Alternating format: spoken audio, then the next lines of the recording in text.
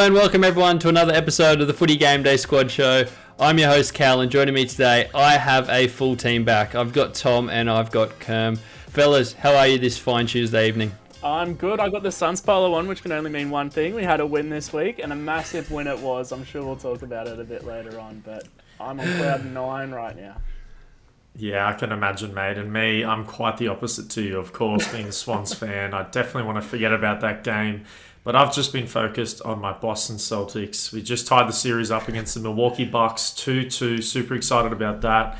And unfortunately for Studs and Duds today, I've been given a draw for Gold Coast Suns and Sydney Swans, which I am not looking forward to. I'm going to cop it after all the stuff we've given you two over the past couple of weeks. So, yeah. I'm looking forward to that one. But before we get into Studs and Duds, and before we get into our Round 8 review show, we are brought to you guys by GameDay Squad, Australia's only current fantasy sport platform launched using blockchain technology. If you haven't heard about us before, check us out. Our link below. We are ready to go. You can start building your starter teams, start getting everything ready for our competitions and our weekly season, which is just about to begin. I cannot wait, guys. I know it's been such a long time in the making, but we're super excited with what we're about to roll out, and we've got some big news coming very, very shortly. So make sure you are following us on all our socials and on our Facebook, Instagram, and you'll be able to hear the news that is coming. But this week we want to shout out our Discord page. So for anyone who is listening, if anyone @s me on our Discord, link in description of course, I will give you a free 3-player common pack.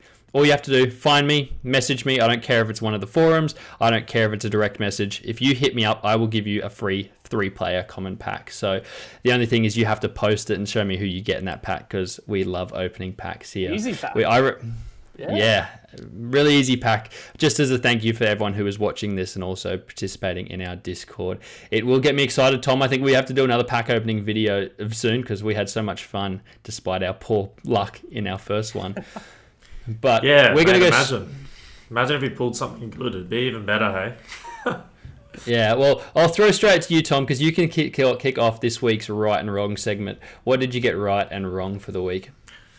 Yeah, guys, look, I had a bit of a break, but I'm back. So let's get into it. What did I get right? Now, this may not be something that I just got right, but us as a collective, and it's about Sam Doherty, the defender for the Carlton Blues. He has been nothing short of unbelievable this season, putting up big scores, and is currently a top 5 defender lock for the rest of the year. And if you, like us, took on Doherty into your fantasy lineups this year, then you are stoked with your investment so far. He has been so good. So great to watch him play, and what a great story as well, which we've covered before in previous shows. Just awesome work all around. And we were saying in the last show, Tom, that Kerm has a diamond Doherty. I do. 1 of 100 he has stacked my away in his team. Yeah. That is your baby. Oh, wow. That is awesome. But let's go to the flip side of things. And what did I get wrong? For me this week, it's about Max King. But I will say this. I still think the best of his season is yet to come. He has showed us how good he can be and how spectacular he can be throughout certain plays of the game.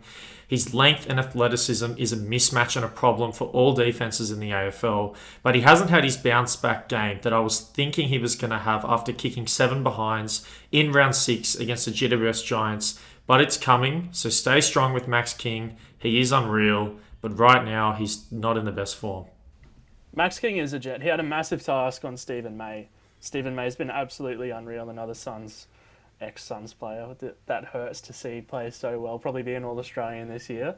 But it's massive. Every time you come up against Stephen May, no matter who you are or how good you are, that's a massive, massive day. Oh, yeah. I'll take us into the next right or wrong. Before you do that, Cam, I've got a question for you. Yeah. I'll throw you on the spot here. Okay. Don't look so concerned. Assume Ben King comes back to the Ben King before he did his ACL. Who would you pick, Ben or Max? Ben. I'd pick Ben. And there's not a lot between them now. I think Ben acclimatised to the AFL footy a lot quicker than Max did, and I think Ben was thrown into the deep end a lot quicker than Max was as well. So it might be a little bit of an unfair comparison to make, but with my son's glasses on, I will take Ben King. And my follow-up question, are you still taking Ben now that he is coming back from an ACL? So in reality, would you still take him over Max?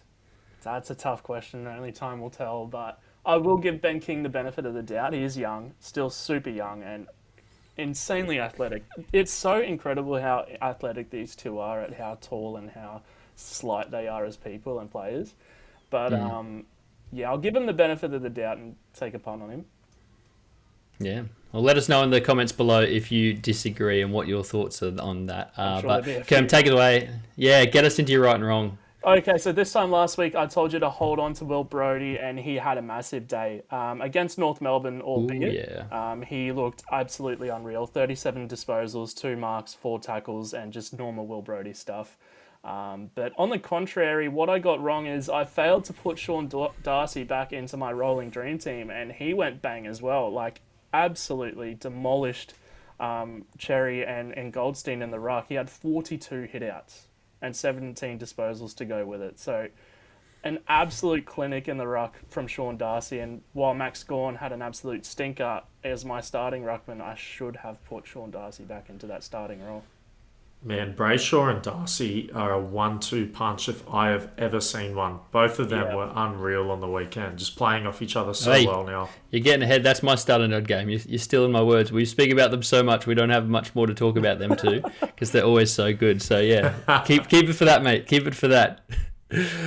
My right and wrong. Hurts me to say this one, but what we got right, Jordan Dawson, we said he was going to be unleashed with the Crows, and man, he is starting to find some footy. So we were also high in our review show, on our end of season show, when we spoke about him going to the Crows and what the opportunity he'd have. And we said he'd be good enough to be a top 6 defender, and that's what he's doing this year. He's averaging over 100. He obviously had that massive moment where he kicked the goal after the siren against my Power, and a season high on the weekend of 146 points is showing that he's going in the right direction, even if the Crows maybe aren't. So yeah, happy with that one. What we did get wrong, though, I told you on the crosstown rivals, I told you after round 4 that you had to sell Travis Boak. And I remember I didn't enjoy doing this because I love Travis Boak, and he might go down as one of my favourite Port power players of all time. But I said sell high. It was the perfect opportunity. He won't be going better than he is. But since then, he's been averaging 110 points and has been making me eat it. So this is the highest averaging season he's had in a 13-year season. And that's 3-time All-Australian, 2-time best and fairest, and he came second in a Brownlow 1 year. So he's had some pretty good seasons, and fantasy-wise, this is his best. So yeah, ignore me when I'm talking about Port players. Yeah, you didn't want to make that call. I think I got a message after that recording saying, I don't know what I've just done. So that's a fair one to take back, I think. Oh yeah, and what about Finlayson, mate? Has your decision turned on him now? No. 3 goals on the weekend, big contributor to the win. I don't know, mate. I think maybe you're gonna have to swallow that pill one day. It's coming. No, I did tweet at Todd Marshall, and I said that I forgave him for all his past wrongdoings because I thought he was immense. But I'm sure we'll get into that when we talk about the Port game a bit later.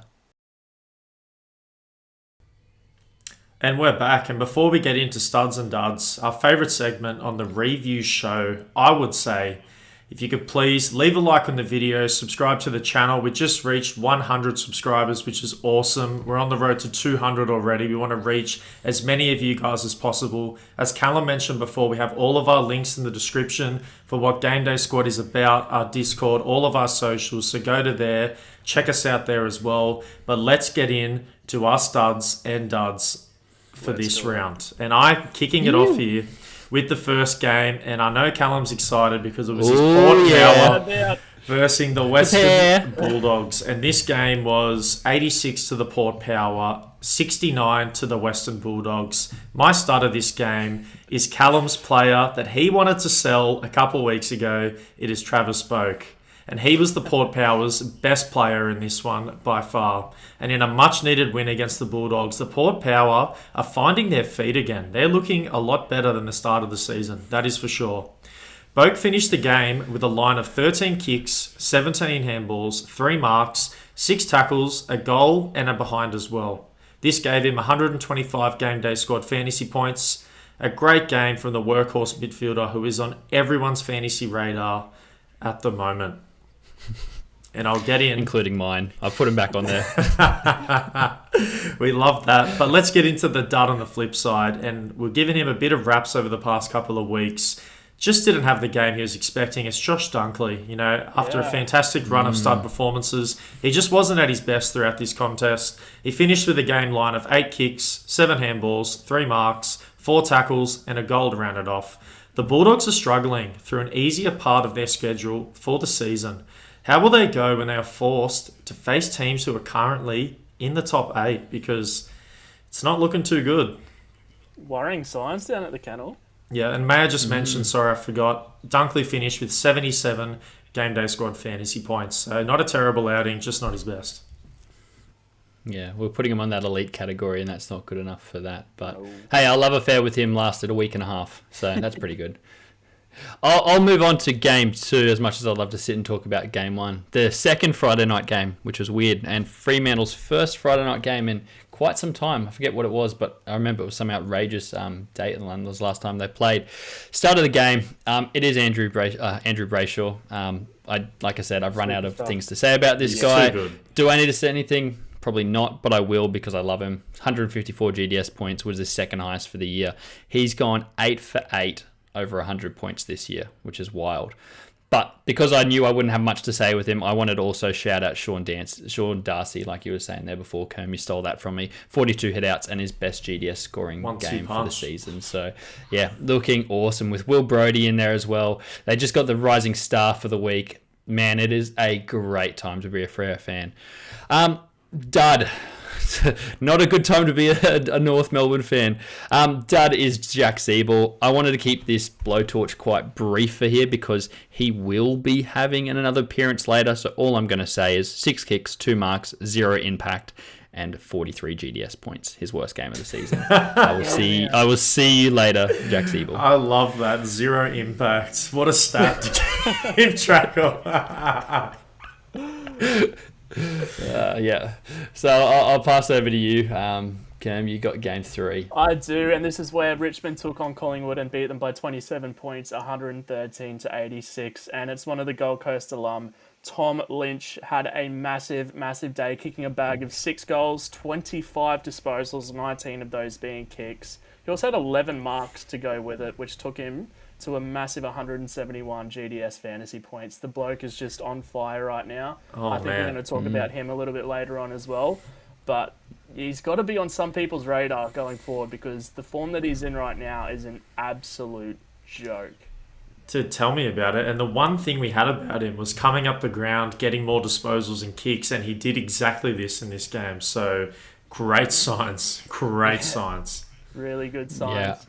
But on the flip side, my dud is an old sort of Collingwood legend, I think, at this point, is Steele side bottom, but we're starting to see the back end of him now fully and just like absolutely cemented in. We're seeing the dark side of Steele side bottom. He is on the way out. He only had 16 touches, which is really below his career levels and career averages, and he could only muster up 68 GDS fantasy points. So Steele side bottom should be, out of everybody's fantasy team at this point.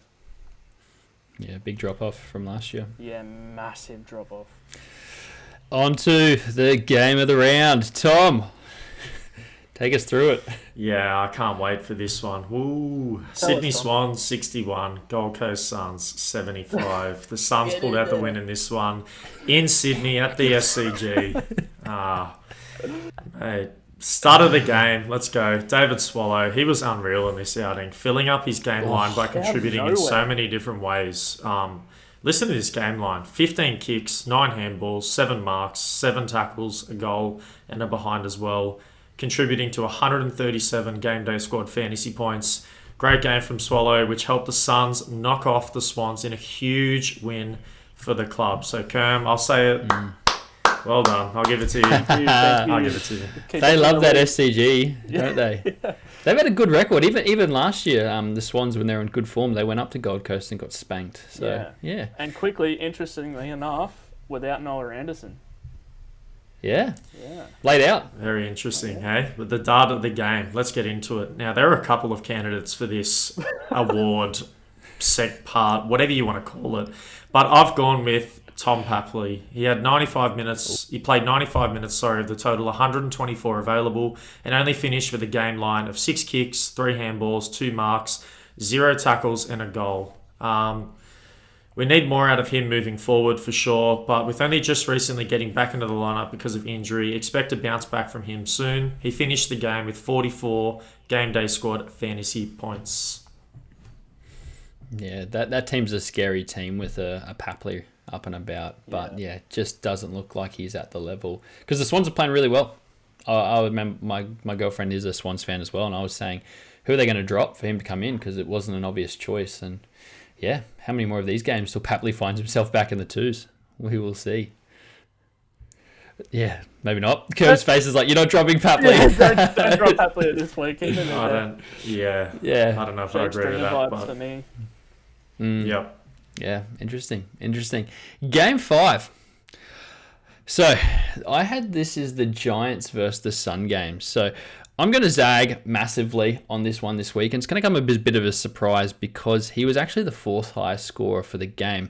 But I've given it to someone that I've just been asking for so long to show me something, and he finally has. That's Isaac Cumming. His second big game of the year, 25 kicks, 135 GDS points. He had himself a day when everyone else around him was following him. Yeah, best fantasy season he's having in his 5-year career, and he's still only 23. And I think with the ball becoming more and more in that back line as the Giants start to fall down the mountain that we spoke about, I think he's going to start to become a potential Aaron Hall, Jack Ziebell for the last couple of years type player, where he can hit you some big scores. So yeah, keep it up. I've got sort of emotional investment in him for that one. And Dud, guys, in a GDS show first, I actually didn't think there was any fantasy relevant duds in this game. Oi. Please at me in the comments below if you think I'm wrong. But there wasn't a single player that I looked at his score and went, wow, that's a massive drop off from his average. Yes, there were people that played poorly, but no one on their massive season average. So you're probably thinking, what the fuck have I done with all those mascots sitting there on the screen?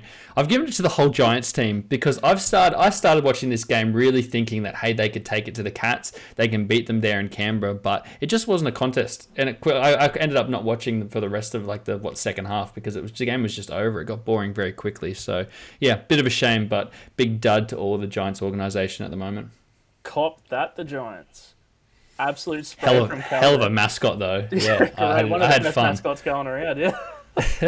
And theme song. They got something going for him. But someone that doesn't have anything going for him, we'll talk about him in my dud segment in this game here, where Essendon meet the Hawthorn Hawks and beat them by 27 points, 108 to 81. Cracking game. Really, really, really good game to watch. And my stud was Darcy Parish, and we spoke about him a couple of weeks ago where we almost broke the record for the most disposals in a game, and we asked for more kicks to handballs ratio being flipped, and he did that. He had 16 kicks and 16 handballs with 6 marks, 7 tackles, and 150 GDS points for him. He had an absolute massive day where the Essendon sort of midfield core was thrown around a little bit. You saw a bit more of Hobbs, but Parish seemed to be that one constant that was always at the CBAs racking up disposals. But where my focus on this game was, and I actually checked to see if he got injured at any point in this game because I didn't actually have my eyes on it, but Tom Mitchell is having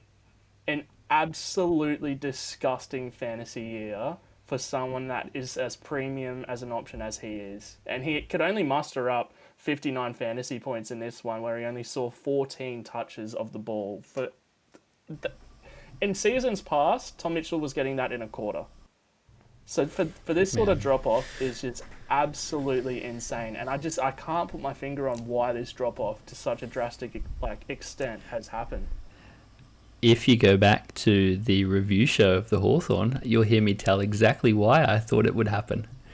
Go back and check it out. I'm pretty happy with this prediction. This is going in my what I got right. It's on my best because I really did think he'd have a fall-off this year. I just didn't think he'd mesh with the team. I'm like, he's obviously a star, but their timelines just don't match up. It's ridiculous. So, yeah, for sure. And also, I had him on the sell candidate list a couple of weeks ago in our review show. And, if you haven't sold him by now, it might be a little bit too late coming off his worst fantasy outing in as long as I can remember. I have him down as the second most disappointing of the year. And then there's a big drop-off to number one, who I will get to very shortly. Interested. To hear it. Yeah, can't wait to hear that. But let me get in Game 7. It was the Brisbane Lions versus the West Coast Eagles in a flogging. Let's say 105 to Brisbane Lions, 30 points to the West Coast Eagles. I have got my stud of the game as Hugh McCluggage, and when we go through his game line, you will see why he's the stud. He had a bloody day out in this one, and my goodness, fellas, just listen to this: 14 kicks, 12 handballs, 4 marks, 10 tackles, 4 goals. Yes, please. Yeah. If I'm a fantasy manager, give me all of that. I'm eating all of that up. Thank you very much. Any fantasy manager with him right now is stoked after this whopping 166 Game Day Squad fantasy points in this one. Huge game. My dud of the game. Speaking of stoked, just want to shout out PointsBet for offering $3 for the Lions to win that game. I was too stoked. And all of a sudden, my mum and dad had PointsBet accounts. Everyone I knew had a PointsBet accounts. It was great.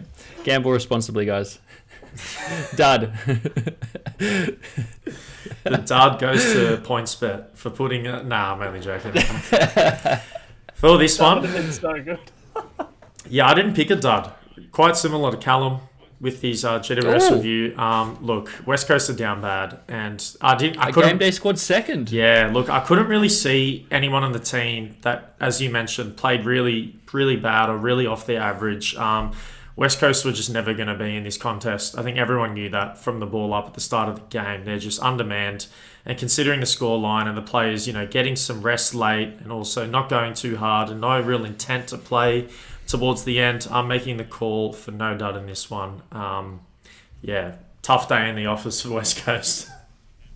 Yeah. Tough year in the office for West Coast. Oh, yeah. Year's probably more like it.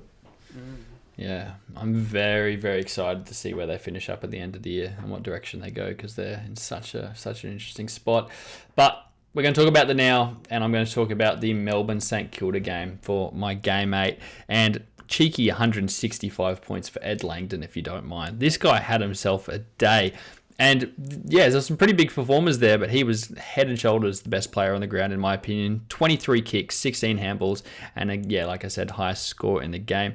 His average, though, is the definition of yo-yo. If you go back and have a look at it, it's up, down, up, down, up, down. Probably someone who would drive you crazy if you had in your team, but it's nice to know a player like him has that ceiling. So if you're going to be competing in our weekly competitions, which our Game Day Squad in this year will be more focused towards weekly competitions because our season competition hasn't started yet, and we're aware more and more people will join as the season continues. Someone like him could be someone you want in your team because he is capable of a big score like he's just done there. But no issues finding a dud in this game. Max Gawn had his worst game of the season with 76 points. Now, he was up against the tag team of Ryder and Marshall, so this kind of was to be expected. And fortunately, it didn't hurt the Demons in any way, as they obviously rolled the Saints. But yeah, I definitely wouldn't be freaking out if I was him. It was just who he was coming up with. He didn't need to be the Max Gawn we know and love, but he'll be your fantasy set and forget for the rest of the season. Don't worry about that. And if anyone wants to know why I was shaking my head then on the camera, it's because I picked him as my lock of the round, and he's gone out and had his worst performance of the year. This guy gets starred in every single week we do these review shows, and the one time I'm like, I haven't played my Max Gawn card yet, let me just do that. Bust. Yeah. So that's why I was shaking my head. That's hilarious. Yeah, well, spoilers, I'm not happy with my lock of the round pick, but we'll get to that tomorrow night when we do our round 9 preview show. It's crazy we're up to round 9. But before we do that, fellas, I want to throw you a question. I want to know, it doesn't get easier for the Eagles next week as they play Melbourne. Oh my God. What's more likely, a Demons win by 200 points or an Eagles win? Have to go with the Demons. I'm backing in the Demons here to go 200. The Eels are so inconsistent. How could you ever back that team in? It's got to be the Demons as well. I'll take them for 250 if you're offering that. Bring your own line. I love it. All right, game 9. Kerm, finish us off. Last one here, and it could have gone to a couple. It honestly probably should have gone to Paddy Cripps, but I just am sick of talking about him. So I gave it to a defender we've spoken about a lot in the off-season, and it's Jordan Dawson. He deserves his roses.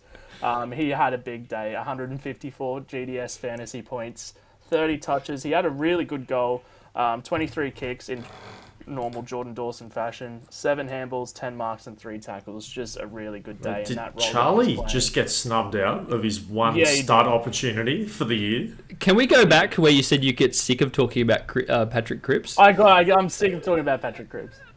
He's been on this. If we go back, he's been on this in this stud column for like, I reckon he's missed 1 week and he was injured.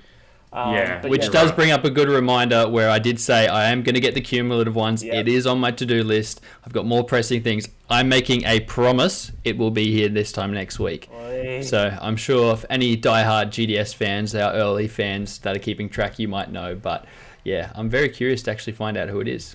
Yeah. But no, Tom, you are right. Charlie Curnow did get snubbed. He had 6 goals. And 6 goals. Game, so. But fair enough. What's a boy got to do? No, I couldn't go past Jordan Dawson. Like, he had 23 kicks. He had a really big day. I think he deserves his flowers now. For sure. Being so consistent down back. So Dawson gets this one. But on the opposite side is Charlie Curnow's best mate, Harry Mackay. And this just proves that being a forward and kicking goals just doesn't always translate to being a fantasy relevant option. Because he did have a good day. He had 3 goals and 2 behinds, but only mustered up 9 touches to go with it, and he had 0 tackles and 0 marks as well. Figure that out.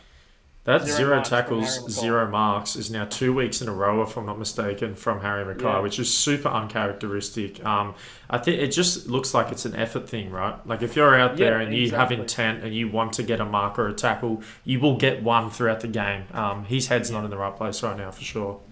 So that's the thing. So if you're going to chase these players who are kicking goals and GDS scoring, goals are worth 8 points, which is more than the traditional other fantasy websites. But it doesn't always translate to that being a big score when you do kick a bag. So that's just one to watch out for when our system does launch. Those big players that score big bags aren't always going to be a good fantasy option. Alrighty guys, before we finish things off with our rolling All-Australian GDS team and our buy-sell hold, it wasn't made aware to me that I said the Eels when I asked what was more likely between the Melbourne and Eagles game. So apologies for that. I meant the Eagles, not the Eels. I think I confused you, Tom, when you still like, why is Callum talking about NRL? We do have an NRL podcast. So if you are into that, the other half of our channel is obviously all NRL for our fantasy platform we've got for them. So make sure you go check that out. But only if you are an NRL fan. If you're not, then stay here for the AFL stuff because we're going to move into our rolling GDS team, guys. And I've got some big news. I'm going to start with the rucks. I'm bringing it up on screen. So bonus points if you can guess what's happening ahead. But big news in the ruck thing. Like I've said, to be eligible for this, you need to play at least 75% of your games. And that means English, Bruce, and Laddams are now all eligible. Meaning, out of nowhere, Grundy has found himself on the rolling GDS bench. He's not going to be there for very long because he's still out for another 10 weeks. But yeah, Kerm, your boy Jared Witts looks primed to take his spot on the bench next week. That's a bit of a shock. It is a little bit of a shock because he's coming out of nowhere, but he's just playing normal rootsy roles and just getting around the field like he's owning the joint at the moment. So Witsy's a little bit of a dark horse for fantasy options here. Yeah, out of nowhere. I love it. And down back, crisp off the bench into the team. Sinclair dropped after a 100-plus game on the weekend, but still finds himself making way for Tom Stewart, who's beginning to flex now. So Houston moved to the bench after a hot start. Yeah, is he someone that's a good sell high, I should say, because he started hot, but has been dropping off a little bit as the Power have been finding some form. In the midfield, Neil is in for Boak after Boak a season high, and Steele loses his bench spot to Paddy Cripps. So Clayton Oliver also pushing hard to get in there. So things are really spicing up in the middle. And finally, after another disappearing act, Butters has disappeared from our all-GDS team with DeGlowy sliding into the bench. It does leave the door open for Mitch Duncan to return into the team. So he was obviously a big guy in last year's fantasy, but he's starting to get back to that 2021 form that we all loved. So that is our current rolling all-GDS team. What do you guys think of that? Any big shocks from the week? I'm really interested to see how Mitch Duncan goes going forward because he had a little bit of a role change last week playing off the half back line. So I think we could see a really big points rise in him going forward here. Yeah, and for me, 2 things. My boy Nicholas Martin still flexing up top there, still in the best 6. Love to see it. And I never thought the Tim English train was going to stop. I thought that was full steam ahead for the rest of the season, locking up the number 2, and there you go. He's been knocked off because he's ineligible to make the squad. How unlucky. He's just got to come back this week and he might fight Witsy for it. But yeah, Nick Martin, just quietly, he's a gem of a player. Oh, he's not a flash in the pan. He is very, very good. But we can talk about whether or not anyone is going to go buy, sell, or hold him as we move on to that. Kerm, do you want to kick things off with who you've got? We'll see if anyone has Nick Martin. I will, and I don't have Nick Martin here in this segment, but I've got as my buy, someone we spoke about earlier on in the pod, so I'll keep it brief, is Isaac Cumming. And he's becoming a really consistent fantasy asset down back for the Giants. And I think now, if any time, is the time to get on board if you haven't already. So Isaac Cumming has really filled into that Lockie Whitfield has gone missing role. Is racking up a lot of kicks from kick-ins and off the back flank and is pushing forward when he can. So Isaac Cumming might just be the next Lockie Whitfield. Side note, I do have a Lockie Whitfield I am going to be looking to sell soon. So if anyone wants him, hit me up. It's still a big name. There'll be some buyers out there for him. In the red column here, in the sell column, is Tom Liberatore. And he is getting a little on. He's 29 years old, playing in the guts for the Western Bulldogs. And I just think there's too many cooks in the kitchen at the kennel. And Libba knows his role. He plays it very well. He has been a fantasy relevant option in the past, but I just can't see that going forward now that they got Bailey Smith and the likes of like Lockie Vandermeer that are coming through the ranks. And Libba's always going to have a role to play for the Doggies, but it's just not going to be a fantasy relevant one. Libba's a better player than a fantasy player for sure. Yes, 100%. Yeah. Like an Angus Brayshaw. Yes, yeah.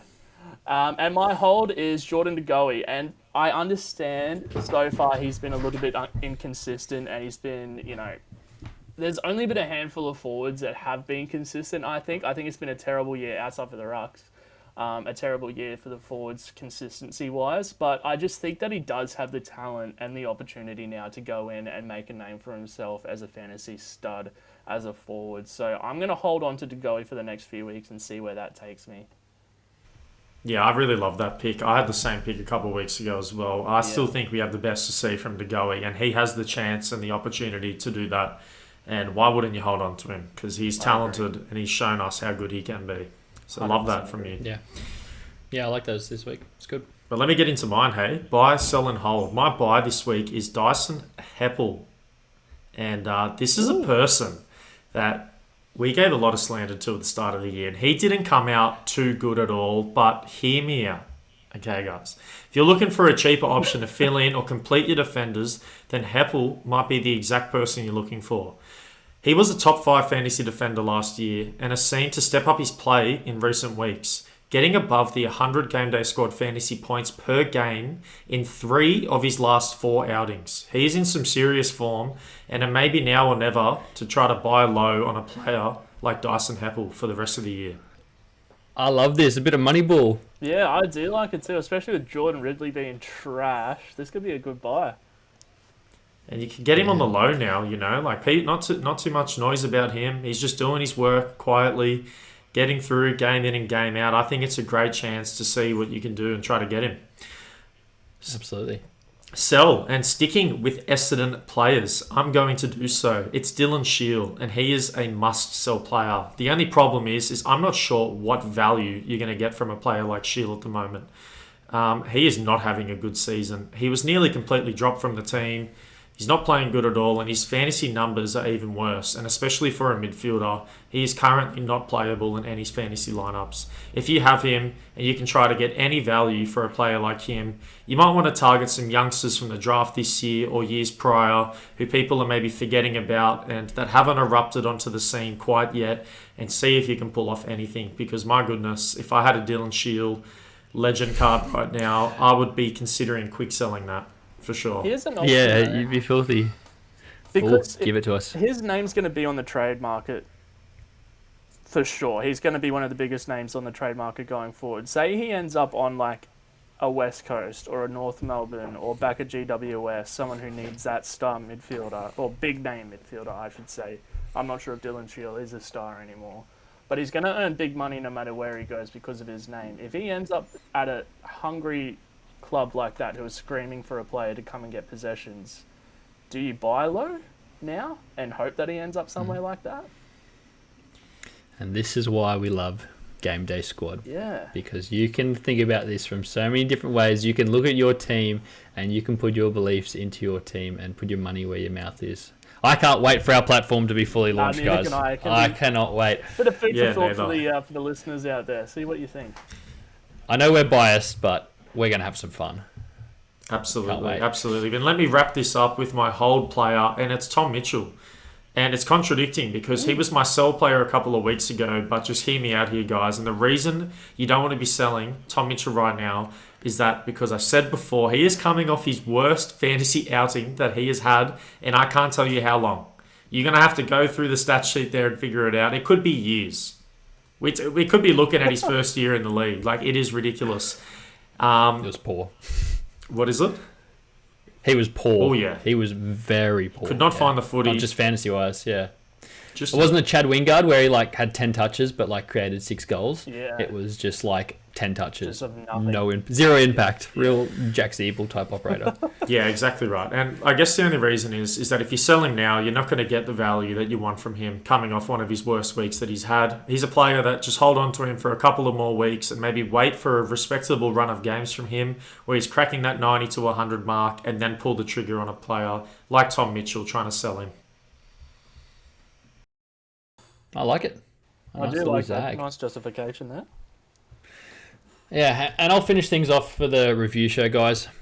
I've given him the love that you didn't give him before. Charlie Curnow. Ooh, I like Every time I watch Carlton, I find myself more and more in love with what he's doing. He's currently second in the Coleman. I just found that out just then before when we were checking. 25 goals, only 2 behind Lynch, and 5 more ahead of his running mate, Harry Mackay.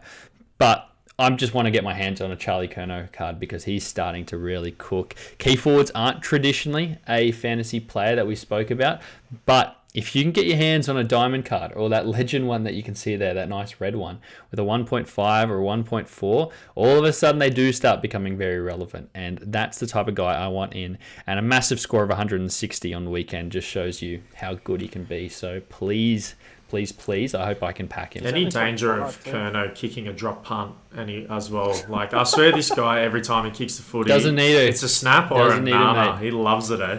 Loves it. Yeah. Yeah, when you're Steph Curry, you don't need to be hitting 2s. You just you do what's comfortable for you. Myself, I'm going to have fun with this.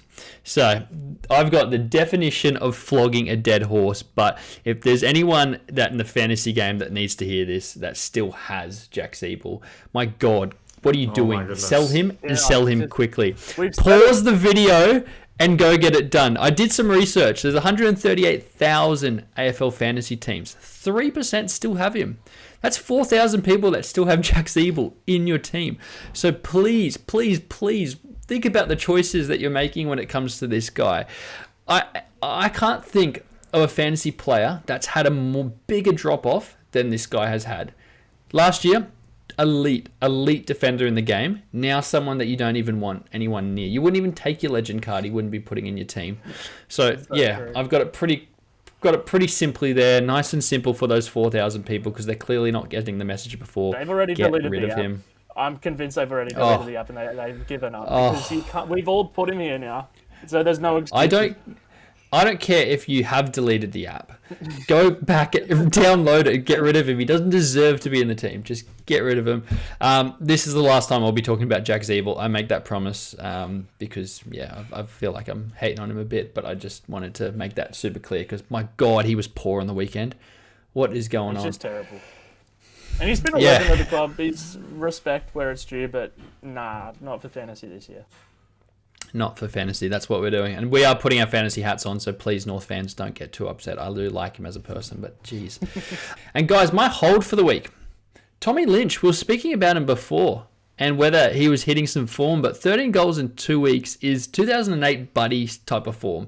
And please remember, he has come up against the Waffle West Coast Eagles and a defender in Darcy Moore who's decided over the last month he doesn't want to play defence and just wants to become a forward in the back line.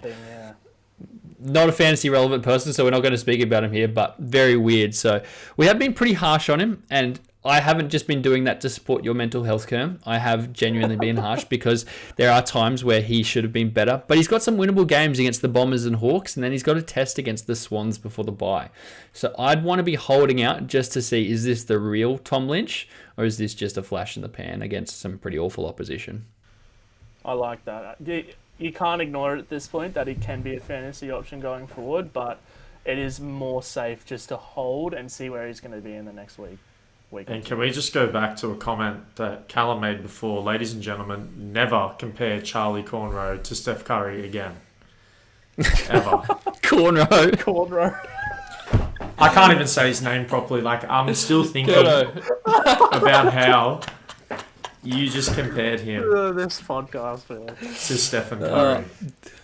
It's because I watched Steph... Sorry, I won't swear. Try not to swear. I watched Steph annihilate the Grizzlies. That guy is insane. And I was watching him. That's the only thing I could think of. Just him in step backs threes. But you got the point of what I was trying to say. And hopefully you've got the point of everything we've been trying to say in this review show. If you have come so far with us already on the journey, please do give us that like we were saying before and subscribe. Geez, we got to get good at this. It's 9 rounds in, plus all the stuff we do, and we still can't get this right. But please do support us because we are really excited with what we have for the platform. We think it is going to be a game changer in fantasy sport, both in Australia and what we can want to do globally as well. So make sure, if you haven't already, subscribe, do all that stuff. Hit me up on Discord. There are free packs available, and I want to see who you get. So guys, until tomorrow night where we do our preview show for round 9, stay game day ready.